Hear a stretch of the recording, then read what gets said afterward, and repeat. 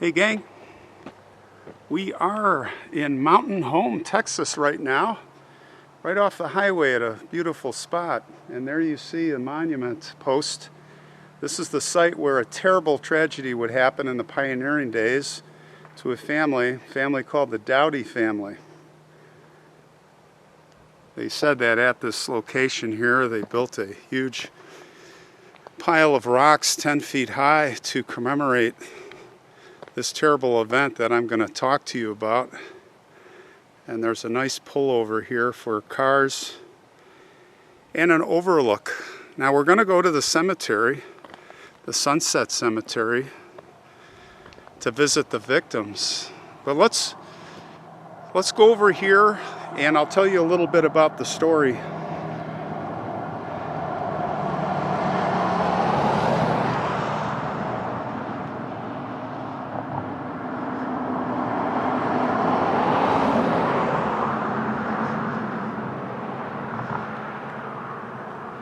Now there was a man, his name was Thomas Dowdy.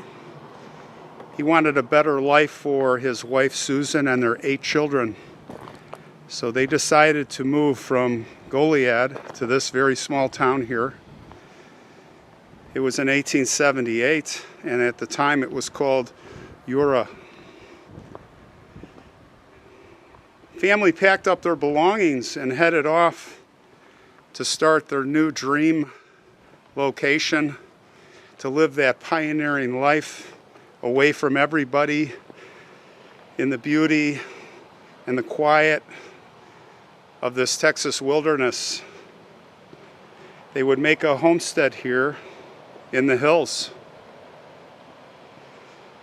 It was a beautiful sunny Saturday. It was October 5th, 1878.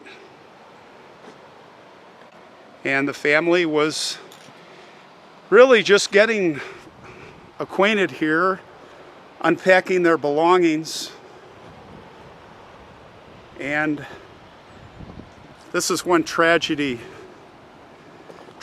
would come in a really bad way.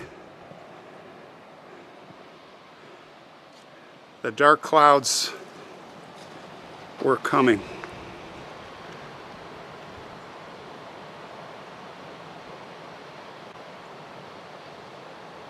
The Comanches were on the ride.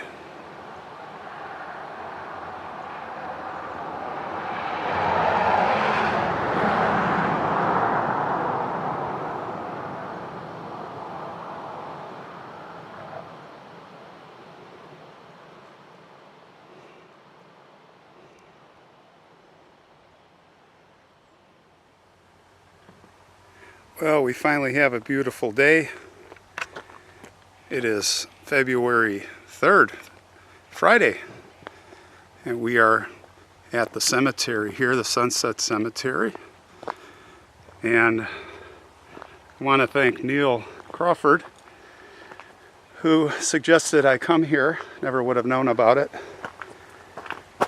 And this is just marvelous. We've got 50 degrees, sunny, finally out of the ice storms, and we're at a really beautiful location all by ourselves.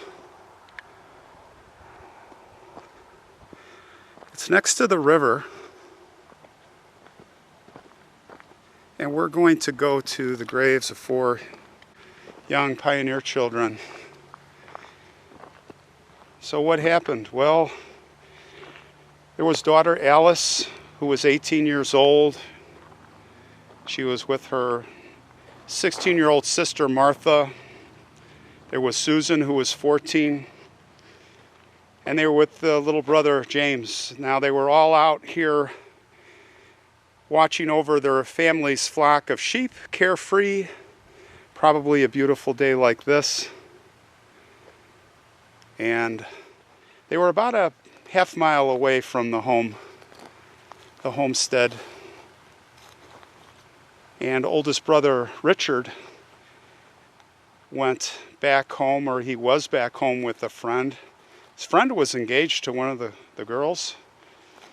They had headed back to have an early lunch. They finished their lunch around 11 a.m. and they headed over to where brothers and sisters were tending to the sheep, and they were nowhere to be found. They were nowhere to be found. They were gone. And they couldn't figure out what happened. They were calling out to them and calling, and there was just no answer. They ran back to the homestead, of course, screaming for the parents. And parents came, and indeed the children were missing. The sheep were there. They were scattered, just wandering about. And unbelievably, Mrs. Dowdy then was here also, and unbelievably, when she got to the hillside at a certain point, she was just horrified. She was horrified to see her children all there laying about, pierced with arrows. Pierced with arrows. She got closer, and unbelievably, things looked even worse. They were mutilated. They were mutilated with tomahawks. They were beaten. The tomahawks were there, left. They were shot. They were shot with guns. They were not scalped, though, which at the time was a native custom. They were children. Children were not always scalped, but we were in the home of the Comanche here, the dominant tribe, the dominant force.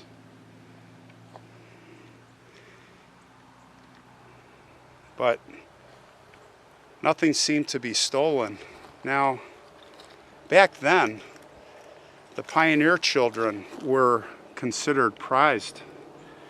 They would be captured, and they'd be brought into the band, or they would be ransomed back. I mean, Quanah Parker's mother, the famous Comanche story, the Comanche chief, that's his mother, that's what happened. And a lot of times these kids would stay, they grow up in the tribe. We talked about, when I was in Arizona, Olive Oatman. So many stories like that where this happened.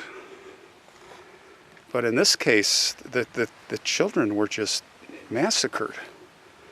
It was just kind of really odd and not fitting the Comanche profile. But of course, everyone suspected them,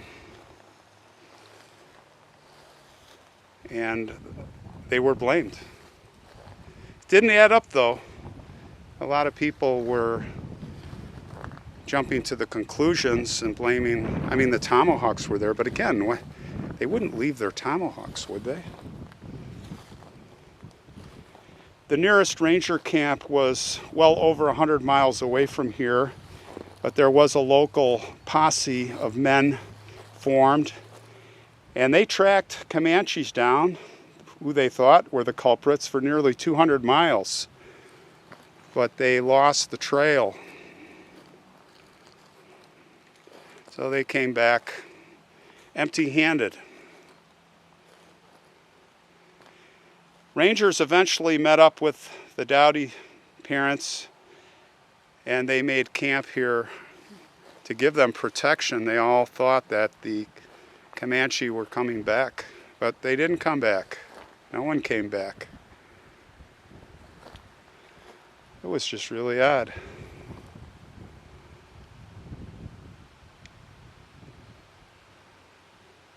Sometime later, though, very interestingly, one of the Dowdy family was taken to jail for some minor offense, and he was in the jail cell, and there was this guy that was imprisoned with him by the name of Potter, and they're making small talk, and of course This Potter guy starts bragging. He goes, yeah, I was in on that raid. We killed those kids. And we left tomahawks there to make it look like it was a Comanche raid. So that was his big mistake. They were taking him out, I think on trial, they were taking him on the stagecoach. And the Dowdy family and others, you know, vigilantes, they stopped the stage, got this guy, and they hung him.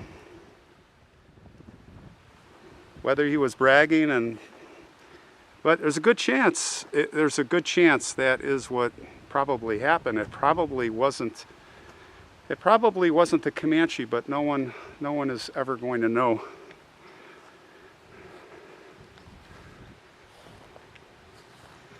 Here are their graves right here.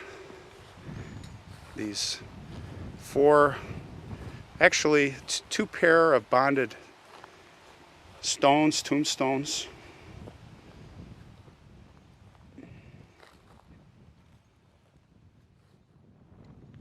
Seashells.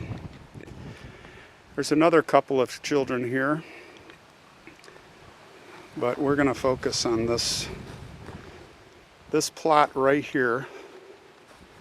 Now they all have footstones, very interestingly.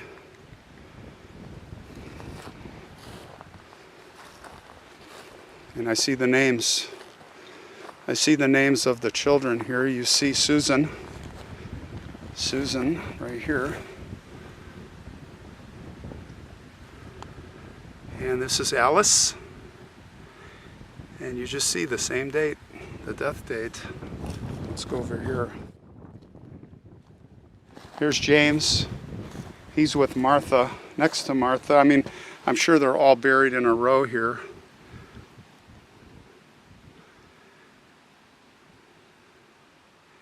And it is said that the words, and I can't read it, and maybe we can see it when I produce this, but it says murdered. It's supposed to, they say it says murdered on these stones. Now, here are the footstones. Now, these look like they were added later, maybe. I don't know.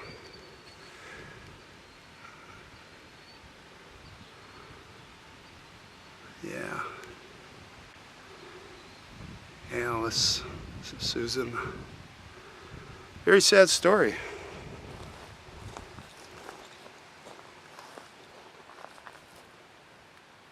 Well, I thought I would bring you here and share this story with you. Typical in those days, pioneers taking huge risks. But this country, you look here, it is so beautiful. It's just gorgeous here. Well, to the children, the Dowdy children, rest in peace.